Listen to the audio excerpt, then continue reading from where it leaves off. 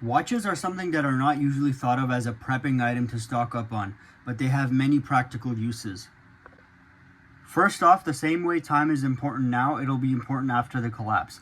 It's not like we'll have to worry about being late for work or school, but in general, you want to know the day, date, and time. In terms of more practical uses, say you need to meet up with a member of your group at a certain location at a specific time. You'll need a watch.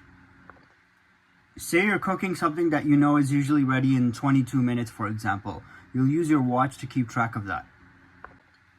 If you put a tourniquet on someone, you can use the watch to keep track of how long it's been since you had it on them.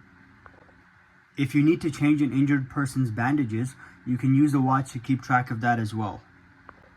Specifically when it comes to smartwatches like the Apple Watch, maybe you won't have Wi-Fi or cell signal, but they can help you if you get sick. Certain watches, like the new Apple Watch, can check your blood oxygen level, and it can also check if you're having heart problems like an irregular heartbeat. For charging any of these devices, you can use your solar charger or a solar generator. There are also Garmin watches which have a built-in GPS and are powered by solar, so if you're out lost somewhere, you can use your GPS to find your way back. Casio G-Shock watches are a really good option as well if you're looking for something that's durable. Watches can also be a good bartering item as well. The same way you need a watch, other people will need one as well. If you have multiple watches, you can trade one off for some supplies. Bartering watches is not something that will only be useful in a total collapse scenario.